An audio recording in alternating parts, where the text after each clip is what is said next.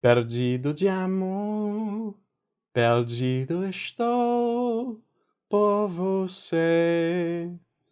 Beijo sensual, carícia ideal. Welcome to If I Were King, the podcast where two friends somewhere on Earth talk about the New World Order and other things, including, but not limited to, the lizard people. Welcome to episode 10. We've made it. 1 year anniversary too. Yeah. There's been some randomness to the schedule of this podcast. Yeah, which is fine. It's all good. Yeah. It's not like we have any sponsors to keep a schedule for anyway, so it doesn't matter. Yeah, pretty much. Anyways, Paul, tell me. Yeah. If I were king, Norman, any work that an employee deems unnecessary or pointless, they could refuse to do under protection of the law. So if you're like, I fucking hate writing these reports, just don't write them. If you have justification for why that's stupid and pointless, then you can't legally be fired for not doing that task if you can justify it. Yeah. So what do you think, Norman? What do I think? I think you need to expand more, Paul. I'm very curious to hear what you say, because I'm not sure in the States. I'm sure it is, but maybe it's not. You're a weird country. But here, like, if we have a similar law that's you have the right to refuse dangerous work. Well, that's dangerous. Yeah, like say there's a sketchy ladder and you're like, that's not safe. Like, I'm not going up that to go up there. Or like, you're not trained to do something. Yeah. And somebody's asking you to do that, and you have the right to refuse to do that because it's dangerous and you're legally protected to do that. So in Canada, we have something similar, but I'm very curious to hear your expanded thoughts on this. How I expect this is more of a efficiency kind of law. Tell me what inspired this. Just the general. I actually like my job, so it's not my job, but it's other people's complaining about their shitty jobs.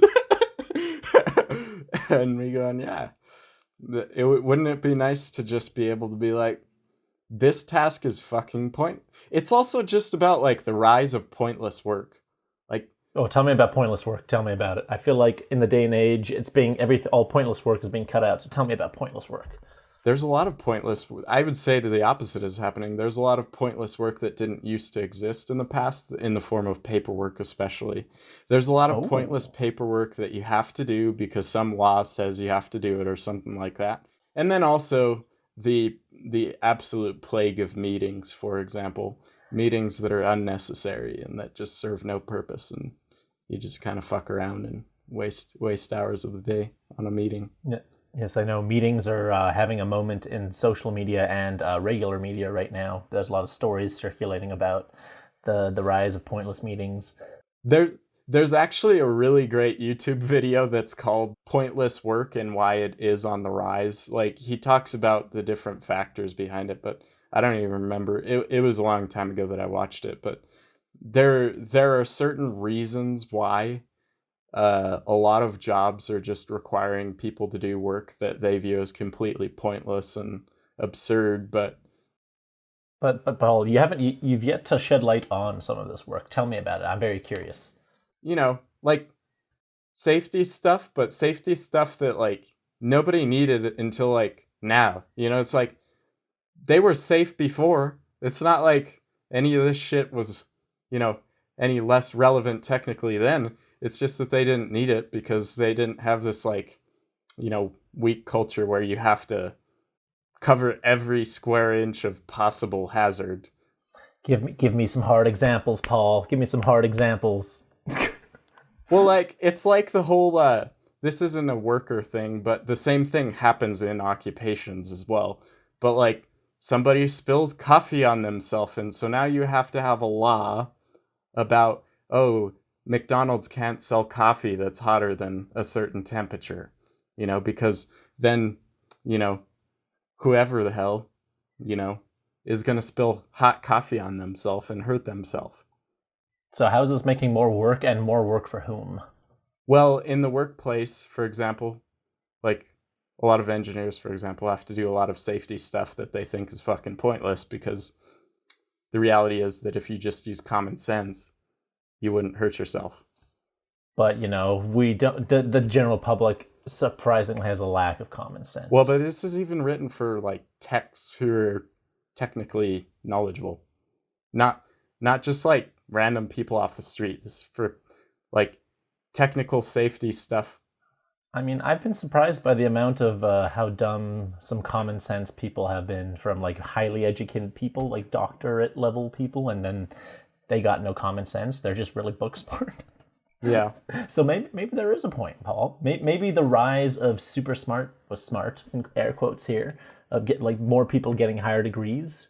In this day and age, there's just a plurality of people getting higher degrees. Like, there's so many more people with degrees or doctorates than ever. But those people also tend to have, there's a certain amount of them who lack common sense. But like, they're super smart by academic sense. So like, it's just kind of funny. You see like somebody who's got like a PhD, I don't know, in microbiology, and they got absolutely no common sense at the same time, but they could tell you things that you couldn't possibly understand because it's so complex. So I think I think it's very interesting. Maybe the need for all this pointless extra work, maybe there is an actual point, and it's just kind of it's a little bit of a paradox where all these smart people, there's more of them than ever, but there's also more dum-dums in smart positions than ever before at the same time. What do you think? You're probably right on that.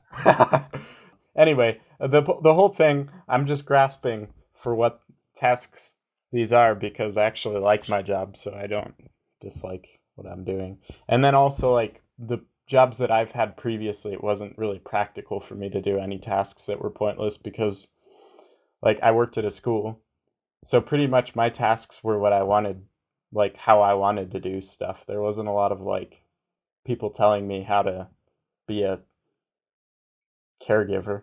Like, nobody was telling me do it this way. Like, I could pretty much, as long as I took care of the kids, do it how I wanted to, Like, you took care of kids? Well, I did it was before and after school program. It's somebody was not good at the hiring process there. Is that right? You're like, this guy is not fit. You, I don't know. I will never put you on my references list. Fuck. Oh no, you would. Don't worry. I'll give you a killer reference. Don't worry. Biggest cock ever. Gigantic. Huge. That's what'll sell them on me. Yeah. So. Yeah, Norma. But anyways. Tell me about the problems you'd solve with this new edict. Boredom, social problems. Just the general angst of the populace. Especially if they're living in my society with all of my previous degrees, they need things to make it worth it to live in my society.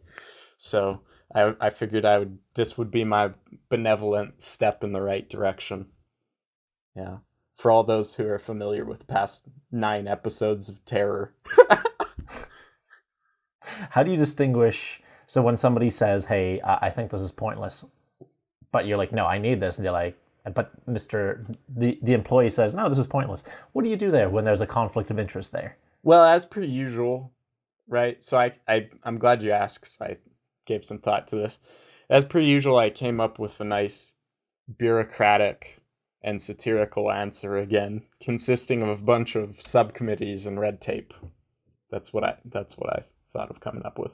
So I figured we could use the public money to hire people to design a really bureaucratic and inefficient system on purpose, like a way of trying cases of stupidity, so that if people think that a given task is stupid, they never have to do it again, because the amount of time it'll take for this bureaucratic red tape system to actually prove that the individual does not have justification to say that this work is pointless, it'll take so long for them to actually do anything about that the effect is in effect, the employee's word is law on this issue.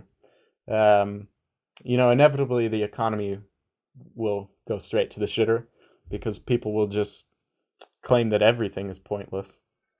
I think in the short term it might happen, but then there would eventually be an equilibrium because, like, if nobody's doing work, then nobody gets a job, and then companies and whatnot just go out of business because no work's getting done. So there's going to be like this power dynamic of like, employee can fuck you and you can fuck them in return. Right. So it's going to be this power balance that has to eventually. That would be interesting. I would like to see this play out in real life. I think this would be a good concept for a TV show, dude. Yeah, it would be. Imagine The Office, but if they just said, "I'm not doing this; it's pointless." Pretty much like that. I would like somebody at Netflix right now to take this idea of a society where employees can just say no to work that they think is pointless. But it's been 100 years since that's been implemented, so all the ecosystem has been. It's there, but there's always conflict. They're always on the edge of conflict. There's always a cusp of. It could always go either way. So yeah. I think that would be a good. It could be something serious, but it could also be hilarious. So I want to see two versions. I want to see a hilarious comedy done of this and a serious show done of this, where it's like dystopian. That's what I want to see. So people at Netflix, LA people, get on it. Let's go. That's Make right. it happen. Take my brilliant ideas. Yes. Brilliant. And Paul has no copyright to this, so go. That's right. I have no rights to this. Go wild. Yeah, Norman, and I thought that, if the economy does tank as a result of this, that it would be a good opportunity for my authoritarian regime to swoop in and claim even more power and more means to control the society. So that's the other benefit of that. I mean, what's in it for me, There had to be something. Well, I mean, if it all went to shit, you wouldn't have to go to work, Paul, and you wouldn't be stuck on the way back from work to be late for the podcast in traffic. That's right.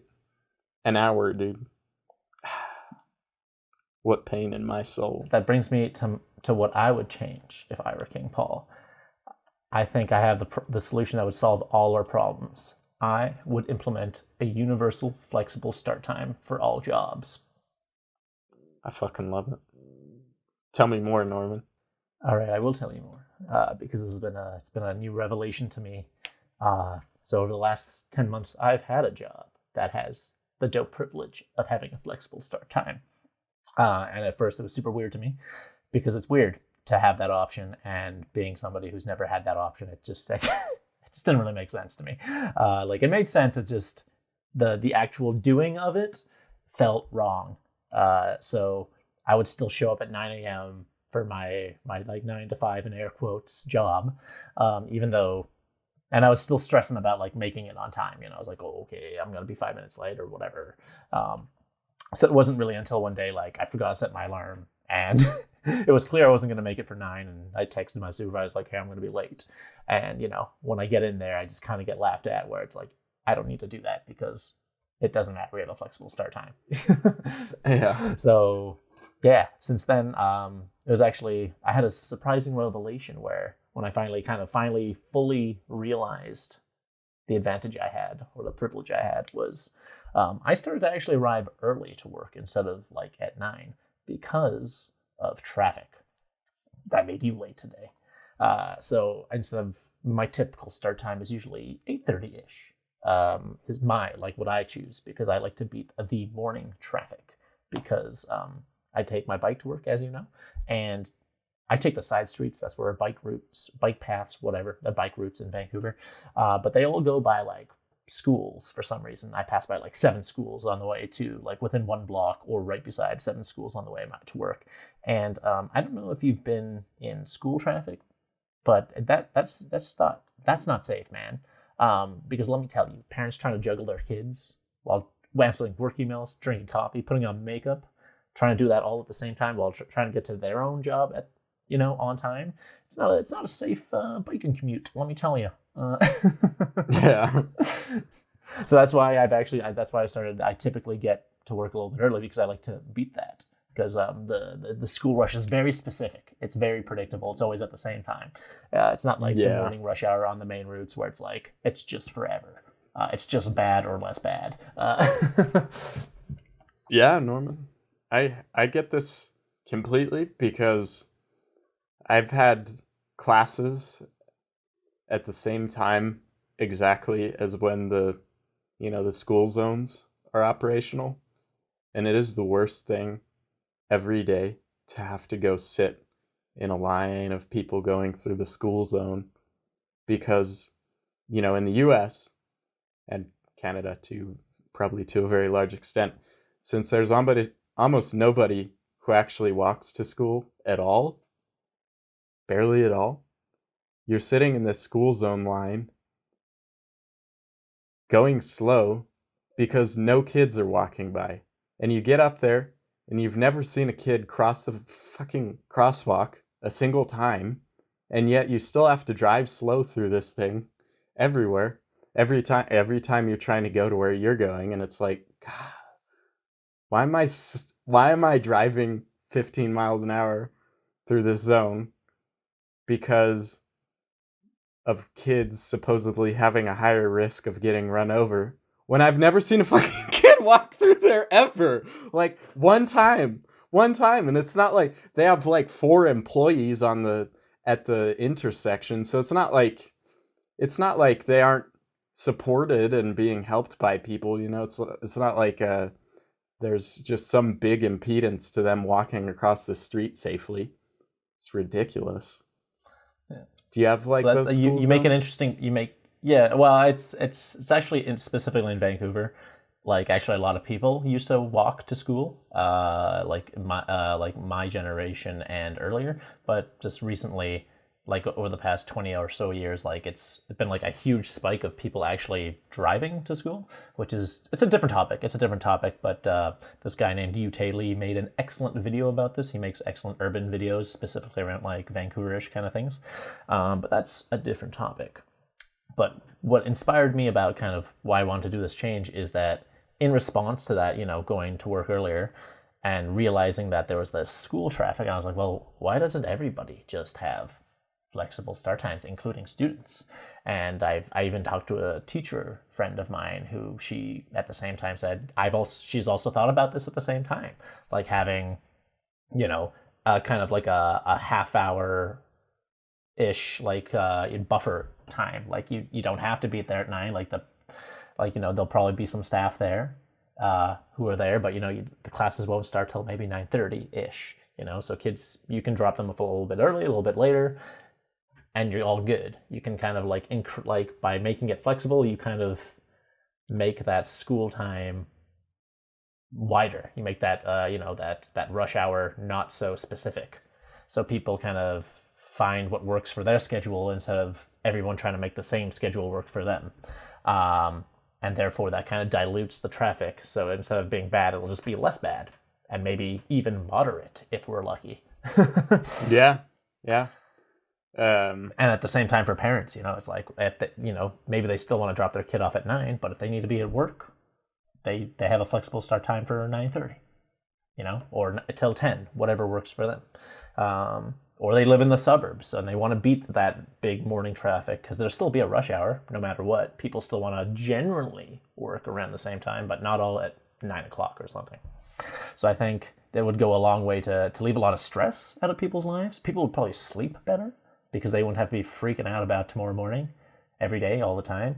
Or like if something goes wrong, you're like, it's all good. Today I'm taking a little bit late. It's all good. I don't have to worry about it, So I think it would solve a lot of stress. It'd make mornings a little bit more relaxed.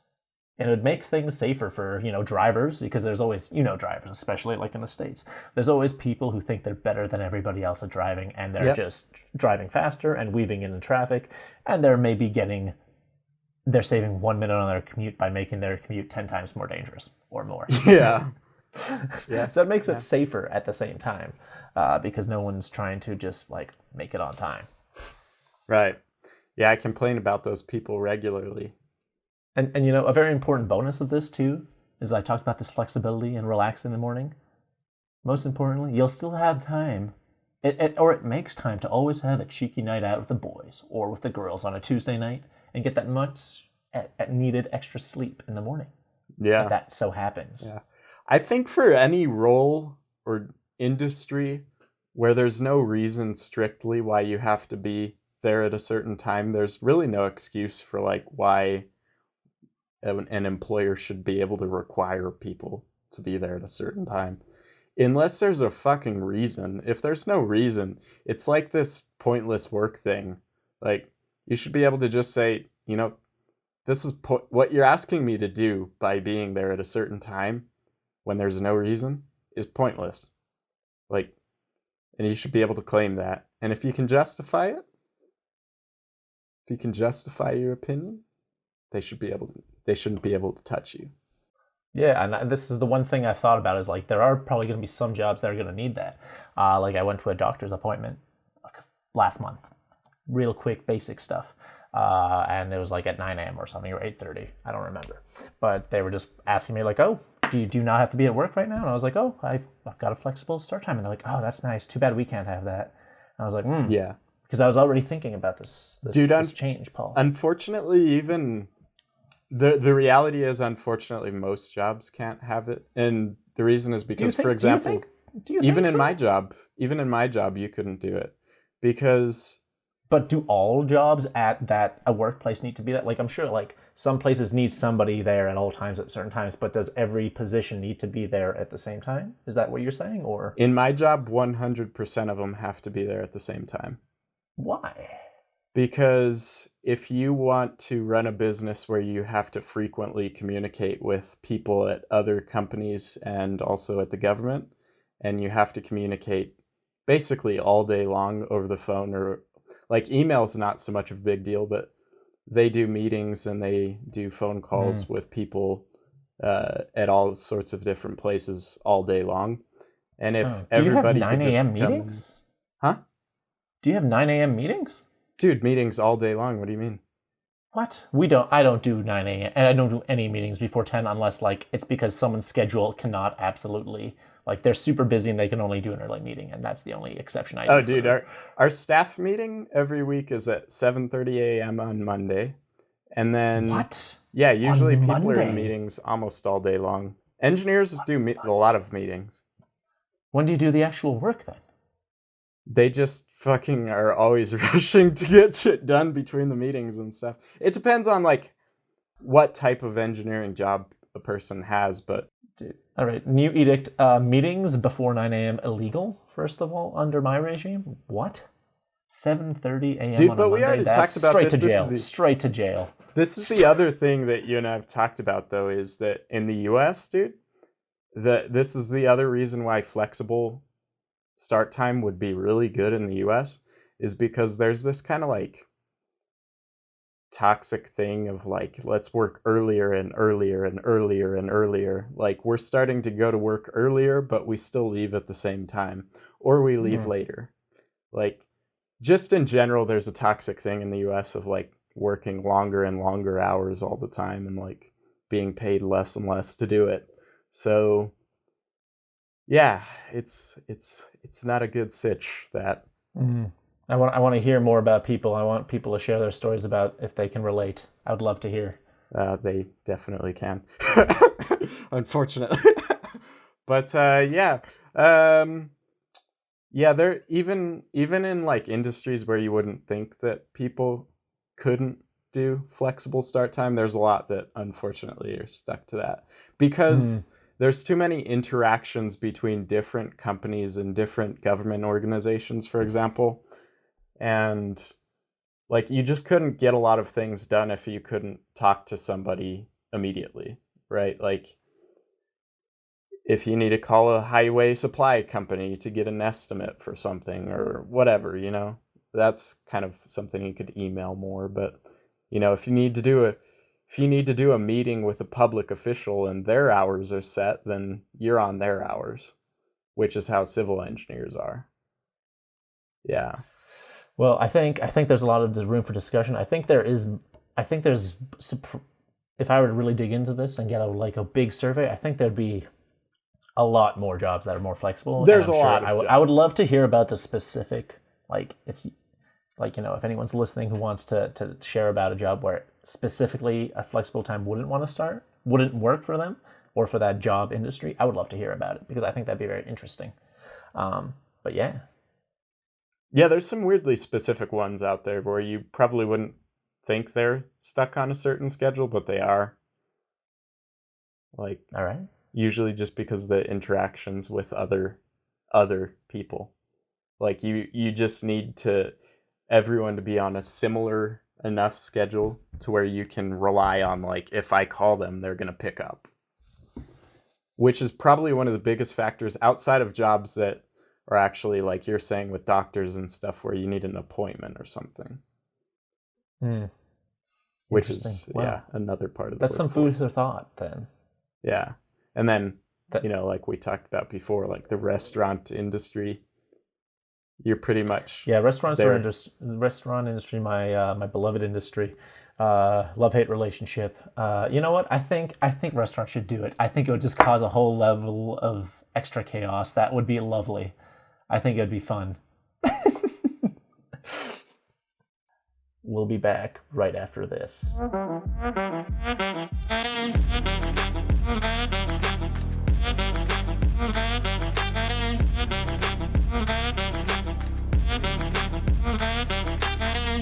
And we're back. Cultural Corner, go. Recently, I went to Europe. Wow, was that a cultural experience? Wow. No way. American white boy going to Europe? Wow. American white boy going to a place with white people. Is it a cultural experience? Yes, Norman. It still is. I'll allow it. Yeah, so I went for 3 weeks, and I spent about half the time in Spain and half the time in Sweden.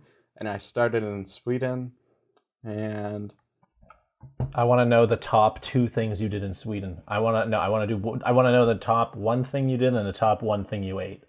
The top 1 thing was the amusement park. It's called Liseberg.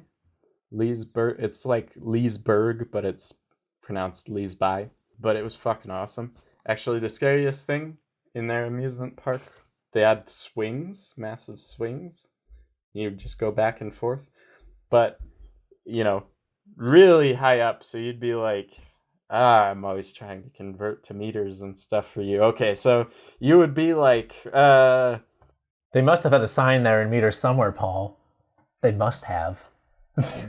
Yeah, but no, that's not the point, though. You would be like at the top of the swing, and on each side, you would be like 70 meters in the air. I'm just throwing that out there. I don't think you're right at all about that. That is death, but all right. No, you're attached to the thing. You're just, you're looking straight down at the ground because you're on a swing. Like, does it feel like you're on the cliff height? Yes. Okay. No, I know what 70 meters is. I can convert it pretty easily. Let's say in the range of 50 to 70 meters. Let's call it that. All right. Yes. So tell me, what made this park so special? Where was it? Was it just the swing? It's in Gothenburg. And you went to Gothenburg, all the way to the south. All right. The south? The south of Sweden. Well, it's on the coast. I mean, most of Sweden that you go visit is in the south because it's cold. Yeah, but it's all the way there. All right. Okay. Like, I think 95%. Apparently, I'm the cultured one here on your corner. All right, like. I think like 90% of their population lives in the south. So, but yeah, okay, yeah, it's in the south. It's in the west south, I guess, because Stockholm, the capital, is like over in the east part of the south. And you're right. It is in the west. I'm thinking of Malmo. Oh yeah, Malmo's more to the south. Yeah, but I take everything back. I don't know anything. Right. Let's focus on that. No, I'm kidding. Yeah. So, oh shit. The other thing, Norman, very important, is that I spent basically all of those 3 weeks eating open-faced sandwiches. Yes. So why, Paul? why? Because that's all full circle. All open-faced sandwiches are indeed sandwiches for those Americans and Canadians and or others who believe that open-faced one piece of bread things can't be a sandwich. Tell me about this journey. Tell me about this journey of acceptance. Well, I already accepted that, but it's just I've expanded upon it. All right, tell me about your expansion of your acceptance and knowledge. Well, so obviously in Spain there's a lot of, just eating toast with some jamon on it, and that's breakfast, or that's dinner, or that's basically whatever you want it to be. But and then in Sweden there's a lot of they do a lot of like bread, and then you put on shrimp in particular. That's kind of like a national dish type of thing. Sounds delicious. Little teeny shrimps, and it's so good. I actually really like it. And a lot of them don't really like it so much, of course, because that's the way those things tend to be. But I really like the little shrimp sandwiches, one breaded shrimp sandwiches. Does it have a name? Do you know the name? Dude, even if I did, I probably couldn't pronounce it. So everything they would say to me, I'd be like, oh gosh, I don't know. All right. And tell me one thing that surprised you about Sweden. One thing that surprised me?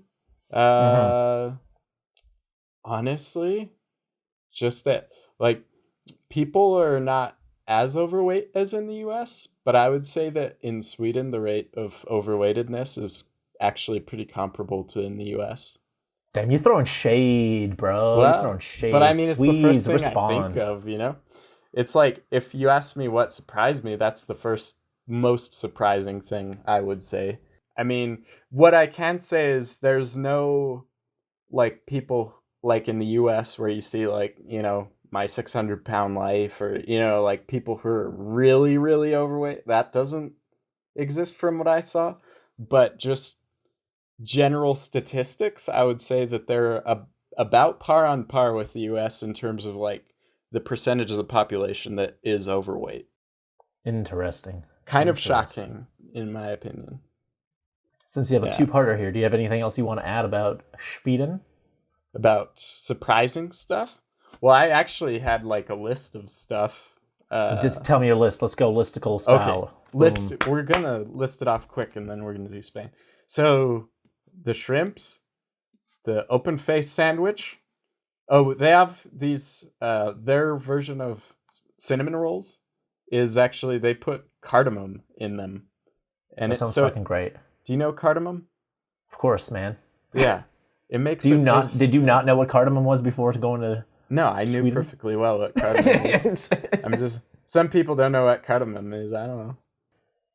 Cardamom in cinnamon rolls is their secret spice. Now we know Sweden. It's really good in cinnamon rolls. We're going to open up our own cinnamon roll mega franchise. We'll call them Swedish cinnamon rolls, but the cinnamon will be spelled with an S.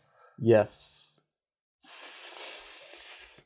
Yes. Swedish cinnamon rolls, and then the secret spice will be cardamom. That's right. And the second secret spice will be shrimp paste. I thought you were going to say love, but whatever. Let's get that umami. Yeah, exactly.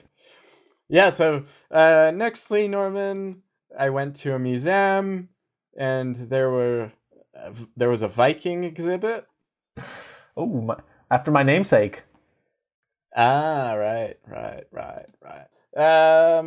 Oh yeah, also I wanted to tell you this kind of fun story from the museum, because they had an exhibit that was about the history of wars between Denmark and Sweden, and how everybody knows they got historical beef. Yeah, exactly.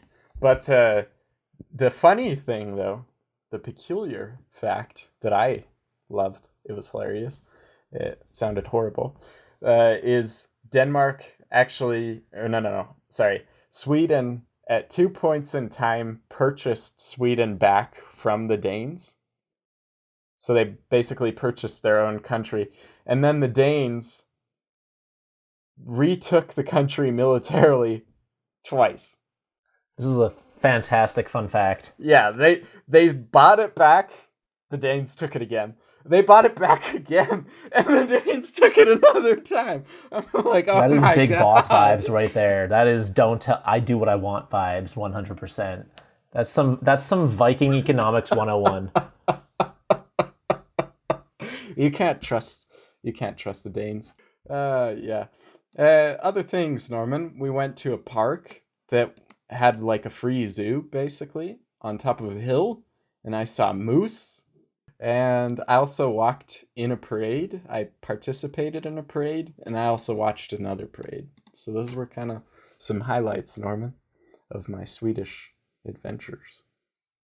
And tell me about your springtime Spain trip. Yes, actually, one more thing about Sweden before I forget. So, what was strange was when I arrived, right, at the customs, there was nobody at customs. And I was like, where's the person at customs?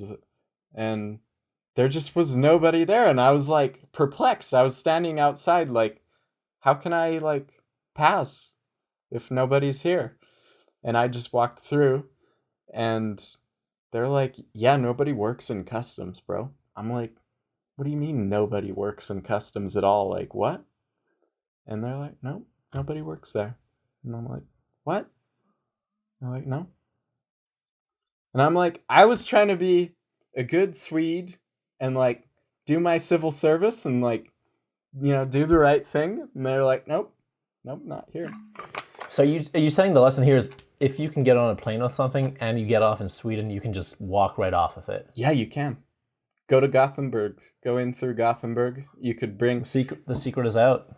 And go through London as well, because in London, they didn't even stamp my passport. Like, I was like, for Europe, but you weren't staying. You were just on a transfer, right? You were just making a connection flight. Yeah, but when I like left Sweden, then when I left there and they stamped my passport, they were like, they didn't stamp your passport, and I was like, no. Oh, that's interesting. Yeah, I was like, so literally for Europe's sake, I was in Europe for a week and a half, and they had no idea I was there. Oh, that's good. That means you got a week and a half free back into the Schengen zone. Yeah. Interesting. That's yeah, weird. Like, so if you need an extra week and a half, go through London and land in Gothenburg. There you go. Which airport in London? London Heathrow. Heathrow. Oh, you went through Heathrow. Oh, interesting. Yeah. They're just so busy they don't have time to stamp. All right. I guess so, man. So, share your springtime Spanish stories with me. Yes, sir. In short, Norman, I did an ass load of day drinking. Of course, who doesn't? And I did a bunch of night drinking, of course. All right. Doesn't? Did you have a different preference of bebida between the night and the day? No, not really. I just wanted to try it all that I had not had since I was not there. So I had a lot of Tinto de Verano. And excellent. 10 out of 10 from me. I had vermouth. Can you tell me what Tinto de Verano is for those who don't know? Yes, because it's weird.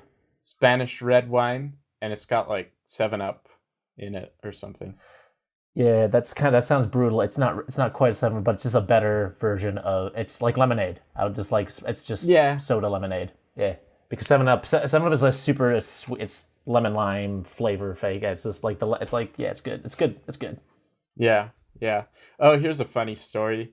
So, every Spanish-speaking culture has a different tradition with how to approach English words in Spanish and stuff. So, like, generally the Spaniards, if they're saying something in Spanish and then they come to an English word and they want to say that but continue speaking in Spanish afterwards, they just pronounce it in Spanish and keep going. And in some cultures, it's the opposite. It's like they're speaking in Spanish and then they get to the one English word and they pause and they say it in English and then they continue. And, depending on how good they pronounce English. But, so, weirdly though, because usually it's the opposite way around, but in the US, when I've heard people talking about 7-Up, they said 7-Up, which sounds hilarious. But I was like, okay, that's how you say it. And in Spain, I have a question. Yeah, Is there a fucking cricket in your room? probably. Yeah, Do you I mean can by hear the that sound, super or- loud.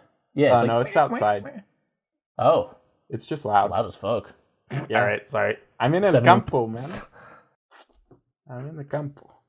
So here we are, man. You hear a lot of crickets and shit. Yeah, but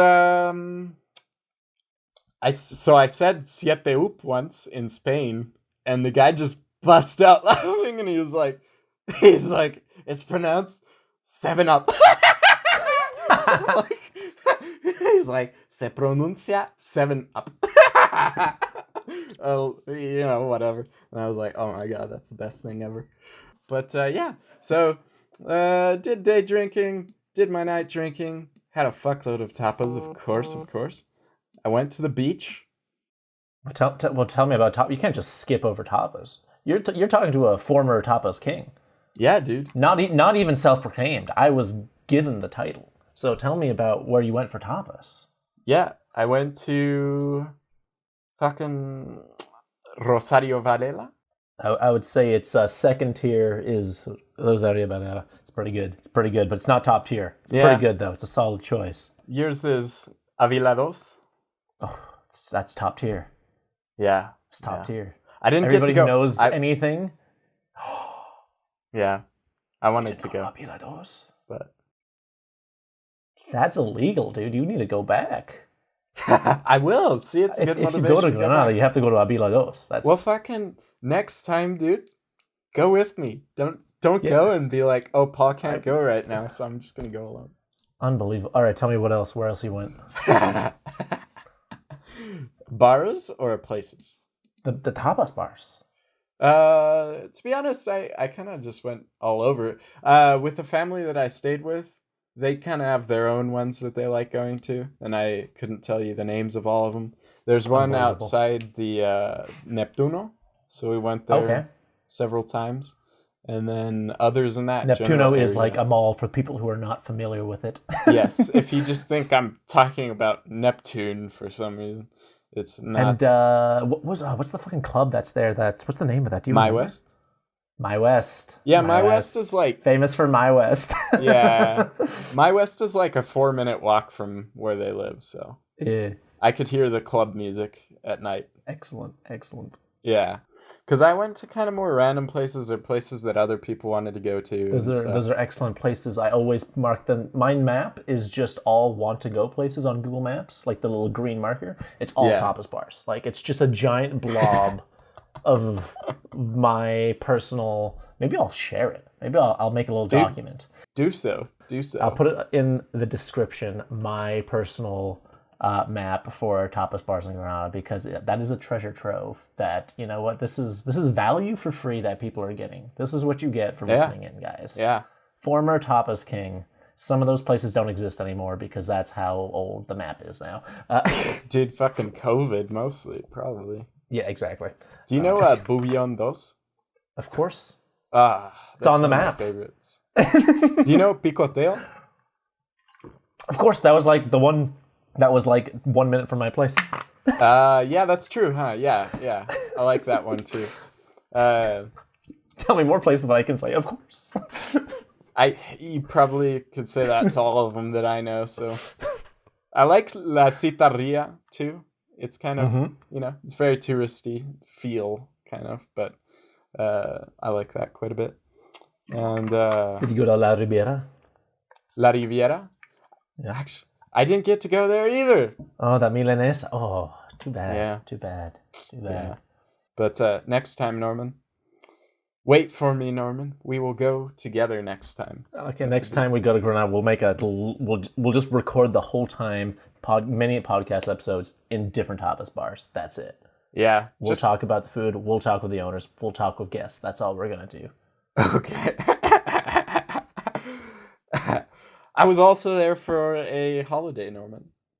Oh, tell me which holiday. They have the weirdest fucking holidays. Was it? Don't tell me it was the KKK one. No. How could it have been that? I wasn't there at that time.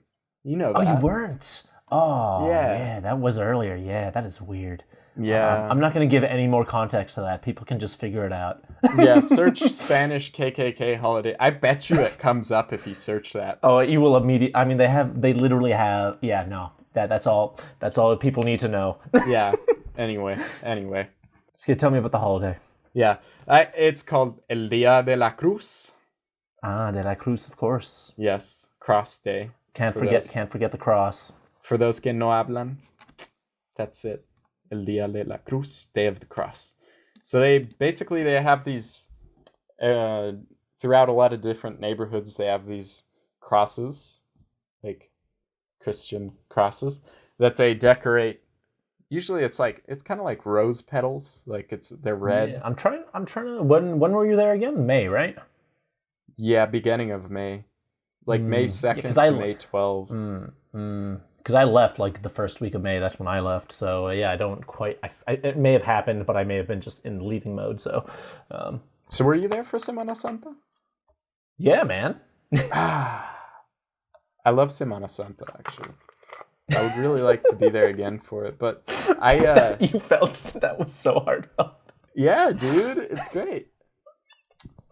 I really like it. They have two. You know what? The one thing Spain really does good. They do a lot of things bad, to be honest. They do a lot of things just terrible.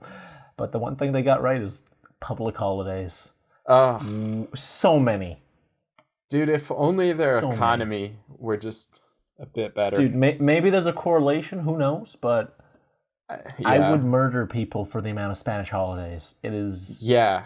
I just remember being there and just being like, it's a long weekend again. Okay. Yeah. This is again. For those who don't know, they need to know what the puente is. Like people need to know. It's what a long the weekend, shit man. is. It's just a long weekend. But it's specific though. It's like it conveys also the Spanish attitude. It's like technically Friday is not a holiday, but since we all have Thursday off, we're not showing up on Friday, and everybody just doesn't show up, and that's puente. Yeah. It's actually kind of funny because like if you don't do your shopping, you're absolutely screwed. Yeah. You could just be hungry. Yeah. But yeah, or even if they have like a holiday on like a Thursday and then a Tuesday, which you might say, oh, that probably doesn't happen that often. No, it's Spain. It happens all the time. So when that happens, you get not 1, not 2 days off. You get 6 in a row. It's fucking fantastic. It's outrageous. It's outrageous, dude. Yeah. It's outrageous. They know how to take time off, and they know how to party. Yeah. So Dia de la Cruz, Day of the Cross, they had red crosses, they had flamenco dresses everywhere, beautiful women, some of them dancing, and then they had also, it's kind of like Dia de los Muertos, like decorations, kind of like there was some altars and like there's not food offerings, but there's like it's kind of like a similar thing, like on the floor there's art, and there's like again not offerings, but there's like similar kind of style to way to offend Mexicans, dude. Way to offend a whole country. Well, in part that tradition probably has artistic or stylistic inspirations from Spain. Like, anyways, moving on. I drew some shit. I hung out with Kat and Inma and Cassandra and Maria Kat Jose. is our mutual friend, and you just listed a bunch of our professors from when we went to school there. Nuh-uh. Inma was, but Cassandra and Maria Jose are the... Cassandra. Yeah, whatever. They're admins. They're fine. Same thing. Yeah. Well, Kat works with them, so... But so you got to hang out with school staff, which is always fun. Yeah. No, we went to... there's a pizza place that's really close to Rosario Varelas. Do you know that one? No. That's okay. I'm a tapas master, or ex-tapas master, not there's a pizzeria master. Right there. Well, actually, no, it's not I don't know if it's a pizzeria, but it's an Italian restaurant anyways. and I had spaghetti that was completely like Americans define spaghetti very specifically. Like it's not a type of pasta; it's a dish. And Yeah, that's you kind mean of like a red sauce with yeah, spaghetti? yeah, All right. which is kind of peculiar, I guess, because I didn't think about that distinction. Like for Americans, it is that dish.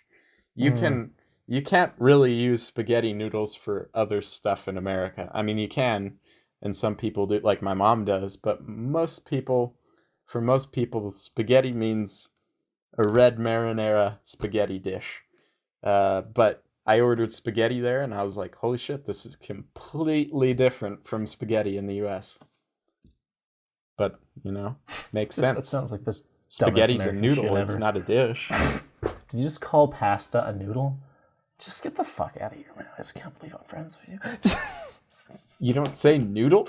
The fuck, bro? No, it's a pasta, bro. It's pasta. Pasta? First of all, pasta's not right either, so the fuck, Yeah, man? no, it's pasta, man. Just all right. Well, you know what? We're just gonna fight this out another time in We're person. gonna agree to We'll disagree. call it the pasta pelea. Pasta pelea. All right, sum this trip up. Top moment, top food. Okay, so the Spain moments and food. So moments, probably seeing the Alhambra at night. Food? Did you not see that before? Not at night. I didn't do the night visit to the Alhambra. Oh, and then just cultural information is the Alhambra is a Moorish castle in southern Spain. It's Spain's most visited tourist site. Did you know that? Very, very famous place. I didn't know it's that. actually worth the visit. It's like going to Rome and actually going to the Colosseum and being like, damn, this is actually worth the visit. You should go see it if you see it. It's fantastic, cool architecture, and you get to climb through the old town to get to it and shit. And it's dope. And at night, cool. Fucking what he said. Walk up to it. Don't don't take the bus. Kat and I drove, but that was okay. It was night, and she's not comfortable with long walks always and stuff. So she wasn't feeling good. Yeah, unless you. But got if some you health feel good stuff, enough to walk up a hill, walk up the hill. Don't drive. Yeah, it's beautiful. It's fucking Spain. Okay, enjoy it. It's beautiful. They walk. You don't need to drive up there to see it. Okay, it can be nice, but you don't need to do that. It's much better to walk. I'm surprised you didn't take advantage of that. Like when you're a resident in Spain, or in Granada, you get free trips to see the Alhambra. So interesting. I wasn't a resident. Well, if you were because you weren't paying you didn't have I guess because you were staying with the family. You didn't have documentation. Interesting. Oh, like so I had a lease. If you literally right? So, have a lease, you can go. Yeah. So wow, if you live there, you can go like once a year or what? No, it's like it's pretty often, to be honest. It's like Really? probably once a month or something. Yeah. What the fuck? I didn't even know that. I don't even think Yeah. Kat knows that, does she? I think she. I'd be very surprised if she didn't. But yeah. I went a few times. Yeah. We bought her ticket, so she didn't know that. She didn't know that. Oh, well, it's also for like specific days. So like if you do it the last minute, it doesn't work. So you have to do a little bit ahead of time. Therefore, okay. it's free. But yeah. Interesting though, dude. That's so cool. I didn't know that. Number one food. Kat and I, we went to Playa La Herradura, which is a beach for those who don't know, and we Norman's making a face, and we got paella, and it was the best fucking paella ever. It was so good. It was authentic, Ooh, sacrilege! Authentic paella in Granada. Wow. I think you just pissed off all of Valencia. No, but what I mean is if you go to and this is for you people out there, so if you go to like a really touristy restaurant and get a paella, it's just like a frozen paella that they just heat up. So don't go to like this is true place. Go to actually go to somewhere in if it doesn't have the crisp rural. On the bottom, what's the word for the crisp on the bottom? I don't remember. I don't know. Yeah, I'm not sure. Also, if you don't have that means it's garbage. That's right. Listen to Norman. You need to go to like a small town and get that paella. Follow that up with some tinto de verano. Oh, so good. So good. How was the beach? Was it rocky? Yeah. Yeah, all the fucking overrated beaches in Spain, dude. They're all kind of You not know good. what? You know what though? There is one beach that Kat and I went to 4 years ago that was fucking amazing, and it was in the middle of nowhere, so there were no They people. always are. They always are Oh. the best ones. Are you gonna name drop or? Well, I don't remember, but I have a video of like a place that's nearby while I was in the car. All right, So send me that video. yeah, we'll figure it out and we'll go there one day. That beach is fucking legit because there's literally nobody there, man. I mean, there's like a little town, but there's no tourists. You would not be over just crowded with a bunch of people on top of you if you went there. Of course, so we are not going to name drop for you guys. Sorry. But I will tell But there might be video on the YouTube version. Who knows? Yeah, you can't know because then if you know and you tell other people and you go and they go, yeah, you'll ruin it for us. So. All right. One thing that surprised you in Spain. Oh, you know what it is? Is that before there you couldn't pay with a card at most places? Yeah, And yeah. now Twas the thing. Yep, that surprised me too. Now you pay with a card all the time at a restaurant, and they walk out with a little machine, and you're like, "What the fuck?" 4 years ago, you guys didn't even have card readers at restaurants. Yeah, they absolutely refused it before. Like even though they obviously existed everywhere. Yeah. It was a very cash economy. Yeah, they did not. That's a plus. Cards, but yeah, now they. But it's weird though. Because... Also, but I'm gonna as a former reigning tapas king, I'm gonna say that is not in the spirit of going for tapas. All right, no. You should go of cash. And you've got to pool cash. You give the cash to a designated tapa payer who holds all the money in their hand, and then you share with everything. And that is how you should tapear. I also think if you're a foreigner and you have a foreign currency, it reduces the amount of like fees that you pay if you. Yeah, but that's just travel tips. They're not here for pragmatic travel tips. They're here for tapas bars. All right. So I'm glad that the debit machines, the credit card machines, are surprised you. Yeah, it was a complete shock to me because I went to an ATM and got out money, and then Kat pulled out a card. I was like, Kat, what are you doing pulling out a card? That's useless here. And she's like, no, it's not. And she paid with it. And I was like, motherfucker, what the? Why did I go get cash out? Tell me the lesson you learned over your 3-week visit between two countries that started with S. Americans are more stressed than Europeans. And you can tell when you come back, you can tell that people are just stressed. There's a stress. And tell me about the lesson you're going to take away from this now. Don't be stressed. Be like the Spaniards. Also go to Spain as much as possible.